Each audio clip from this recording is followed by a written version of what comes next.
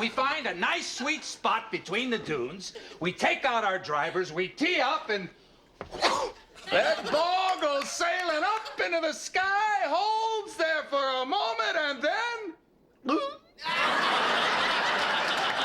Kramer's interest in golfing was given to me by Larry David, because Larry David had a great love for golfing. In his office, he had the club and the ball going about the room. When we shot the scene with Kramer on the beach hitting the golf ball, we had the camera photograph a couple of the rest of us that were golfers, and Larry David hit one pretty good, and I realized what a good athlete he is. He had a very nice golf swing.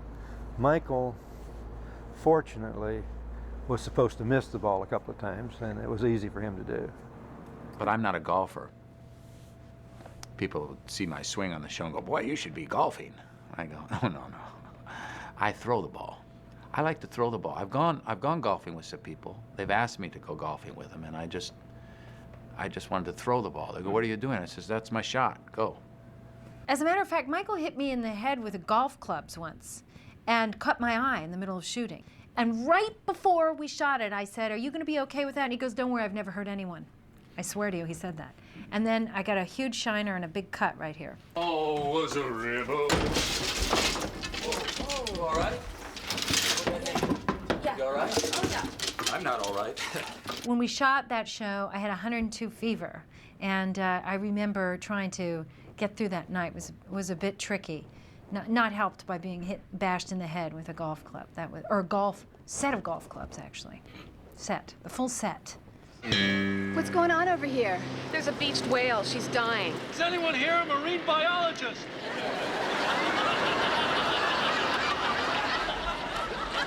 In the Marine Biologist, we had the need for, Larry wanted a whale out in the water that George walks out to save. Our line producer at the time, Joan Van Horn, said, well, let's rent the whale from Free Willy. And we called one of the executives at Castle Rock and said, hey, can you call over to Warner Brothers and see if we can rent this whale? Well, there was a misunderstanding. I think he thought we wanted Keiko or whoever the whale was. We just wanted the mechanical whale. So we were denied access to the whale. And so we resorted to digital imagery, and we created a fake whale out in the surf.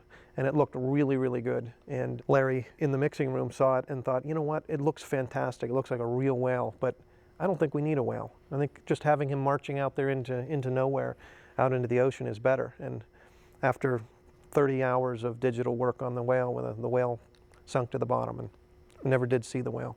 I remember one day thinking about the show. Something was missing, we needed something, and I started to think about those golf balls. And then, of course, sometimes you really know you got bingo, the idea of the golf ball and the blowhole, and bringing those two stories together. The night before we shot, we wrote that whole long fish story for Jason, and we were so excited. That was one of our rare late-night rewrites. We really did very little of that.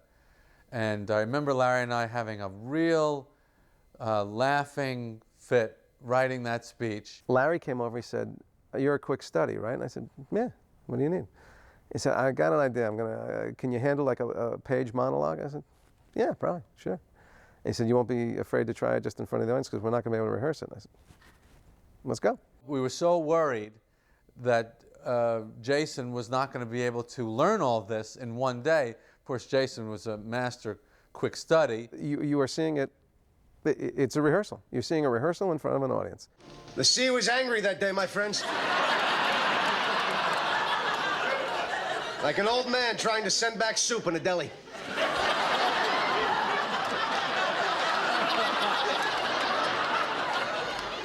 I got about 50 feet out, and suddenly, the great beast appeared before me.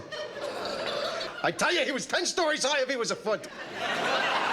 If you watch that scene, you will see the look on my face is strictly, I am not in that scene at all, except to kind of encourage him to remember the speech that we had worked so hard on, and I thought was going to be such a great laugh. If it came out right, I know the lines, and I'm thinking them along with him as he's saying them. And it was one take, never touched it after that. I mean, there was no pickup, no reshoot. It was gold. As I watched him struggling, I realized that something was obstructing its breathing. From where I was standing, I could see directly into the eye of the great fish. Mammal. Whatever. Hey, what did you do next? Well, then, from out of nowhere, a huge tidal wave lifted me, tossed me like a cork, and I found myself right on top of him, face to face with the blowhole. I could barely see from the waves crashing down upon me, but I knew something was there. So I reached my hand in, felt around, and pulled out the obstruction.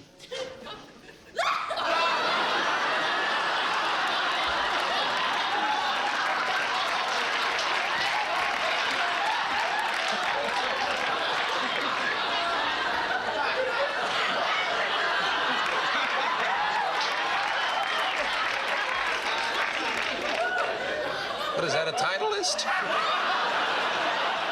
I'm telling you, like a wall, like getting hit by a truck is how that laugh came pouring in. Not only was that one of the biggest laughs in the history of the show, if not the biggest, but it was the great gesture of being able to pull it out. You can only do something like that if it's at the end of a show. You couldn't do that as an act break because nobody believes it. But as a big joke to end the show, where you don't have to do anything after, because that's the end of the show, you can get away with it. And I put my hand in, and he pulls up a golf ball. That is one of my favorite, perfect moments. That, along with Terry Hatcher, and they're spectacular, and Julia, and they're all laid out for you, being great exit. We didn't have that many of those things that are really just that capper.